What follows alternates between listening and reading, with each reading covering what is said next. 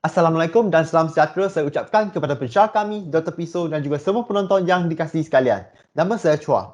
Kami merupakan pelajar daripada kumpulan 2 IT, IS, CS, BN, Geo dan video kami pada hari ini adalah video ulasan dokumentari yang bertajuk Angkor Wat untuk subjek MPU 3122 TITAS.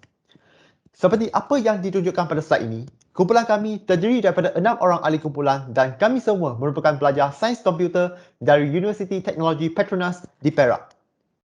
Untuk makluman semua, para penonton bolehlah mengimbas kod QR yang ditunjukkan pada skrin untuk terus ke video dokumentari lengkap Angkor Wat yang kami rujuk untuk video ulasan dokumentari ini. Dalam video ulasan ini, kami akan merangkumi beberapa bahagian termasuk pengenalan, sejarah, pembinaan dan seni bina serta kejatuhan Angkor Wat. Okey, jadi yang pertama sekali adalah pengenalan Angkor Wat dan ini merupakan gambar Angkor Wat. Menurut video dokumentari, Angkor Wat ia terletak pada bahagian utara Kemboja iaitu pada arah barat laut dataran banjir Kemboja. Selain itu, ia juga merupakan monumen keagamaan yang terbesar dan juga karya seni bina serta kejuruteraan yang menakjubkan di dunia. Secara umumnya, ia dibina daripada batu bata. Ia sebenarnya adalah dibina semasa zaman pemerintahan Raja Suryawarman II dan 3 tujuan pembinaan utama adalah yang pertama sekali untuk melambang kuasa pemerintah, yang kedua sebagai kuyuh negara dan juga yang terakhir sekali sebagai makam raja. Video dokumentari juga menyatakan bahawa Angkor Wat adalah dibina sejak 1113 Masih sehingga 1150 Masih dan jumlah tenaga kerja yang terlibat dalam pembinaan adalah sebanyak 300,000 orang pekerja.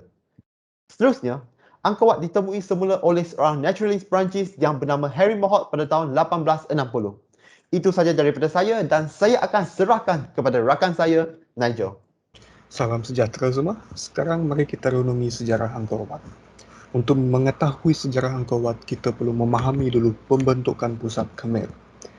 Sejak abad yang pertama, banyak kerajaan-kerajaan kecil berkembang di seluruh Kemboja. Tapi, pada abad ke-8, seorang putera bernama Jayawarman II meninggalkan bandar asalnya dan mengarah semua rakyatnya menyeberangi Sungai Mekong untuk mencari ibu kota suci yang baru. Setelah menakluki pesaingnya, beliau memilih tanah yang subur untuk membina kubu baru. Pada tahun 802 tahun Masehi, Jayawarman II diberi gelaran Raja Sejagat atau Dewa Raja. Maka keturunannya terus memerintah Angkor untuk 500 tahun berikutnya. Rakan saya, Yong Pin, akan ceritakan jalan cerita seterusnya. Antara tahun 1113 dan 1150, Perintah Raja Suryawarman II naik tata setelah berhasil mengalahkan pangkuran saingannya. Setelah mengkonsolidasikan posisi politiknya, Suryawarman memulai pembangunan Angkor Wat sebagai candi peribadinya, sekaligus kuil dan makan tempatnya dimuliakan. Setelah wafatnya Raja Suryawarman, balan tentara Jampa berhasil menaklukkan ibu kota Khmer di Yasodharapura dan menewaskan raja yang berkuasa. Seorang pangeran Khmer, Jayawarman VII menghimpun rakyatnya dan memukul mundur tentera Jampa. Di atas reruntuhan kota Yasodharapura, Jayawarman membangun kota berbenteng Angkor Thom yang terletak di bahagian utara Angkor Wat. Pada masa itu, Angkor Wat juga beralih fungsi menjadi candi Buddha. Itu daripada saya, sekarang saya akan serahkan kepada Yongqi. Bahagian ketiga adalah pembinaan dan seni bina Angkor Wat. Sebagai monumen agama terbesar di dunia, Angkor Wat dibina di sebelah selatan tembok Angkor Thom dan meliputi kawasan seluas 200 hektar. Bangunan-bangunan Angkor Wat dibentangkan di kuil-kuil batu berskala besar yang naik satu sama lain seolah-olah menjangkau langit. Seperti apa yang ditunjukkan dalam slide ini, kita boleh mendapati Angkor Wat dikelilingi oleh parit persegi yang luas dan lebar. Parit perseginya mewakili lautan di sekitar rumah legenda Dewa Hindu Gunung Meru untuk melindungi kuil dan penduduk dari pencerobohan. Sekarang, saya akan serahkan kepada Jeff.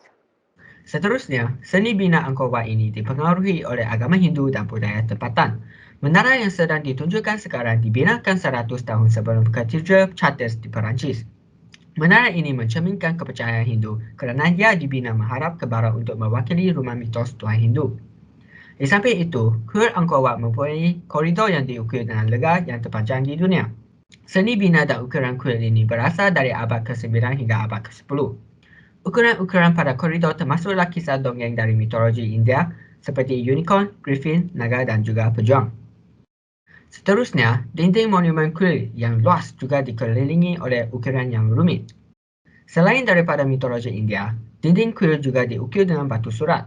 Batu surat ini bukan sahaja ditulis dalam bahasa kuno Kemboja, tetapi juga ditulis dalam bahasa Sanskrit yang merupakan bahasa pendeta Hindu. Akhir sekali, batu pasir di Angkor Wat juga diukir dengan tokoh-tokoh Hindu dan Buddha.